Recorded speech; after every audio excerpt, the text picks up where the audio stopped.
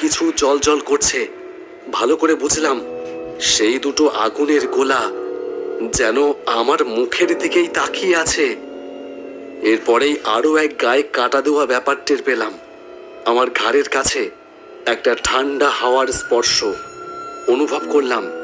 এটা যেন কারো নিঃশ্বাস, কিন্তু মানুষের নিঃশ্বাস হয় গরম, এত ঠান্ডা নিঃশ্বাস তো মানুষের হয় না। তাহলে তাহলে কে আমার পেছনে দাঁড়িয়ে এই অপকর্ম করছে? ঘাড় ঘুরিয়ে যে তাকাবো সেই সাহস হলো না। কোনো রকমে আর চোখে একটুখানি ঘাড় ঘোরাতেই দেখতে পেলাম আরো একটা কালো শরীর দাঁড়িয়ে আছে আমার পেছনে। সামনে একজন, পেছনে একজন। এ কোথায় এসে পড়লাম? এবার কোন দিকে যাব? পাশ কাটিয়ে বেরোতে যাব ভেবে যেই সাইড ঘুরেছি, দেখি পাশে আরো একজন মূর্তিমান অন্ধকার। তারও চোখ দুটো আগুনের গোলার মতন জ্বলন্ত। এবার কোন দিকে যাব? বুঝলাম ঘোরতর বিপদ চেপে ধরেছে চারিদিক থেকে, পালাবার কোনো পথ নেই।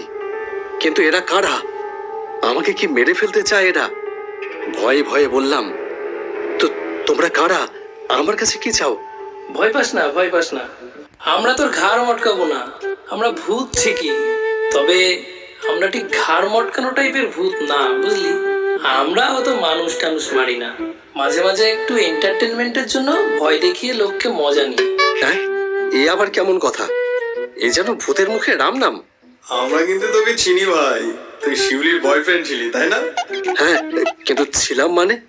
আরে মূর্খ, ছিলাম মানে আগে ছিলি, মানে এইখানে আসার আগে পর্যন্ত, পাস্ট টেন্স, বুঝলি?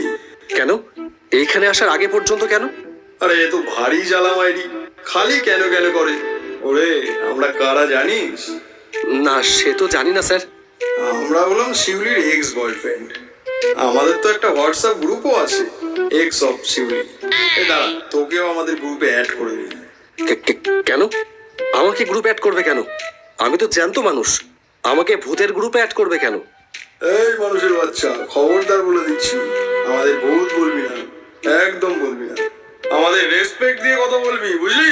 এই আগে শোন, তাল গাছের মগ ডাল থেকে দেখছিলাম পরিমরি করে দৌড়চ্ছিস। কিরে, কেসটা কি? কটিং করতে গিয়ে ধরা পড়লি নাকি? আরে ধুর, কি যে বলেন না, ওসব কিছুই না। বাড়িতে কেউ থাকবে না বলে শিউলি ডেকেছিল, আমিও বেবদের মতো সুসুর করে চলে গেলাম, আর তাতেই গন্ডগোলটা হলো।